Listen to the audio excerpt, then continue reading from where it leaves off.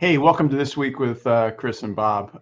This week, we're going to share some stories about how bad things can get when you use try and use home products for businesses.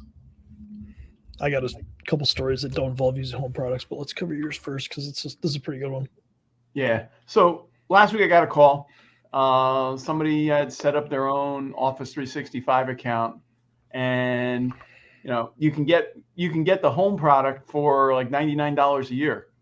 And the guy set it up, and his account got taken over. He was using an Earthlink account to actually for all his email. Wasn't part of his Office 365 subscription. The Earthlink account got compromised, or in this case, it got taken over totally. And the guy went through the Earthlink account and searched for any reference to other accounts that were being used. So they found and the email was being used, and that same Earthlink account was also being used for the MFA access to other accounts. So the bad guys got into the Office 365 account, the Office 365 home account, which actually had this firm's OneDrive data in it. Didn't have any email, but it had the OneDrive data and it had the subscription to all the Microsoft product these guys were using. Okay. Well, turns out the support for Microsoft Home is not the same that we get as at the partner level on the business side.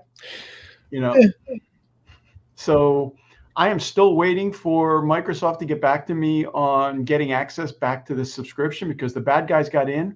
They went in and changed all the email addresses associated with the account. So if you go in and try and recover a password, it says the account doesn't exist. What type of company was this again? This was a law firm. Oh.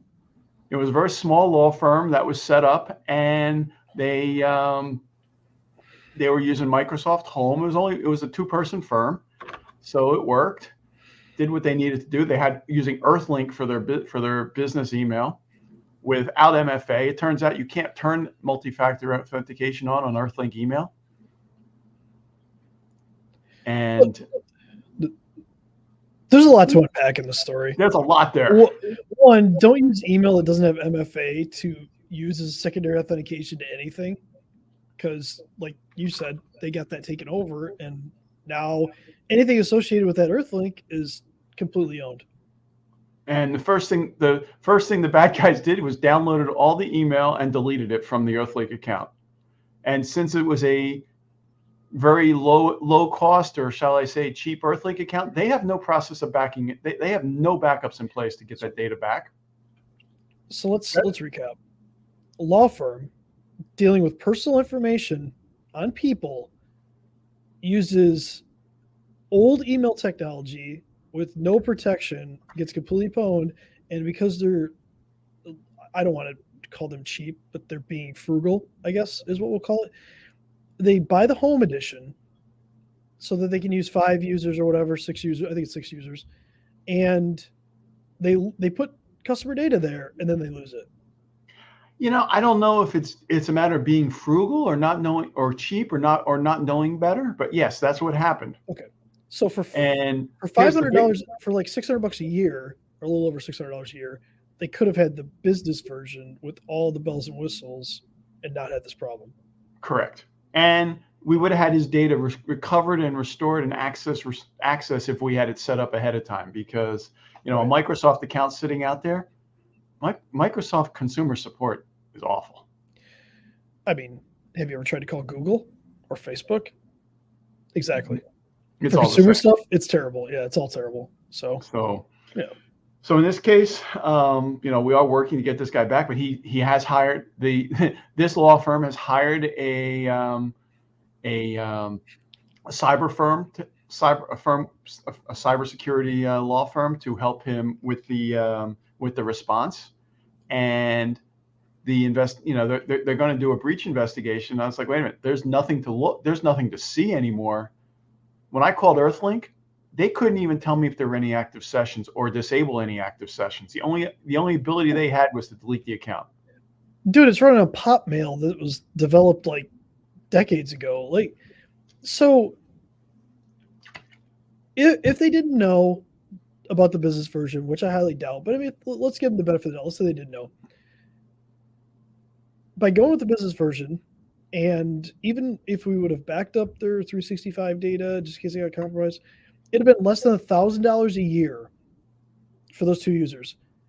They're going to spend a hell of a lot more than $1,000 just getting that other law firm. Like, I mean, they're going to be tens of thousands of dollars in on this for saving $900.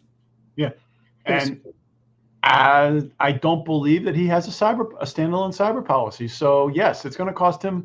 It's going to cost him a lot. He understands that what he has to do. He understands the responsibility he has as an attorney to the data that was there.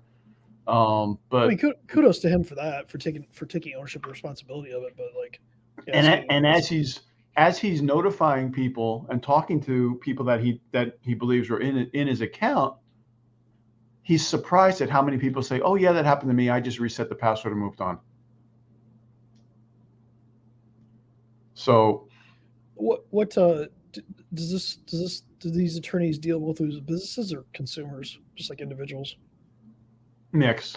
Okay, so does mix. Okay, there's a mix of stuff there, but I mean, I've seen for me. I mean, I'm sure you've seen the same. Consumers seem to be laissez-faire about a lot of this stuff. They just seem like they're whatever. I'll reset a password, but like some businesses are like that too. I think it was probably more business based on the type of law firm that he is. Dang. But yeah, it's crazy. That's so torch. Yeah. The big thing really here is, we've talked about it in the past, run the risk assessment, figure out where your vulnerabilities are and do it every year, because we would have identified that. Well, it comes back to foundations, right? Like, have a foundation of security in your business, and like you're just going to be far better off, like understanding like what services and things like that. Like, so yes, this is security, but it's also understanding like what's available to you. So I'm not going to go to CVS to understand if I need surgery on my shoulder. So at least I hope not. At least hope nobody does that. Although it sounds like they may add doctors, but that's another story. But talk to somebody that's professional, spend the money, make sure you set up things right to begin with, and you're going to be a lot better off. I have two stories. So I'll start with this one. I attended a cybersecurity conference 2 weeks ago, and I sat next to a guy, and he's a network admin at a mid-market size company. So, like over 300 users. I think they had closer to that use computers. I think they have total like 600 employees. They got hit with the ransomware last year with Kaseya because they had conducted business with another IT provider, and they used Kaseya internally just for like getting access to their PCs. And apparently this provider got hit and all of their customers got ransomware. Ooh. Yeah. These guys, you could tell that they were pretty well set up because he told me the story, and I'm trying to get him so he'll do an anonymous interview. So maybe in the future, we might get him on here. I'm working that. He's kind of open to it, but he's got to be anonymous. So we got to figure that out.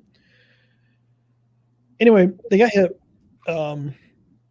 They were able to recover the servers in 6 days. And that was like literally his entire team and him working 24 hours a day, recovering, making sure things were up and running. But what they weren't able to do was get all the desktops back because they actually hit all the PCs in the entire company. Well, they had cyber insurance, right? And we talk about cyber insurance, but this is important to understand when you read your cyber insurance policy, what's going to be covered. They had a $5 million policy. The cyber insurance company paid them $40,000. 40. That's it. 40 grand. They didn't cover any of the PCs they had to go out and rush to get because they didn't get pre-approval from the cyber insurance company that the PCs were going to be used. Because what they didn't want to do, they didn't want to wreck evidence. So they had to go out and buy PCs while they had while the ones were encrypted so they could stand up new PCs, and none of those got covered. The cyber insurance company refused to pay for it. And so they got 40 grand. That's it. Out of a $5 million policy, they got 40 grand. I mean, the cyber investigation we did for a breached email right before Christmas was $35,000 for forensics there then. Yeah. Wow. I got one more. Again, I can't name these companies, and I'm not. I would never do that. We're not here to trash companies. We're here to No, educate. because these people are sharing this stuff in confidence with me. It's a large firm. Let's just say the revenue is over $1 billion, and sometime around Father's Day weekend, they got hit with ransomware. 2,500 servers. The initial ransom was $20 million. 20 million. As of now, they are just getting back functional 2 months later. You said 2,500 servers. Yep. That's a lot of forensics. So, yeah, well, it involved 2 different forensics teams, and it got better. They brought in one forensics team that apparently was using a managed detection response platform. They were trying to stop the spread, and their platform wasn't catching it, and it was just keep spreading even though they were designed to catch it. So testing security tools is important. Testing security tools live on an engagement, probably not ideal. So they had to move on to another company to find a tool that could actually stop this from running. So this, I'm not going to name what ransomware it was. I'm not going to name that, but like 2 months later, they chose not to pay the ransom, and they've been recovering for 2 months, and they're not done yet. So now that's definitely going to hit the bottom line.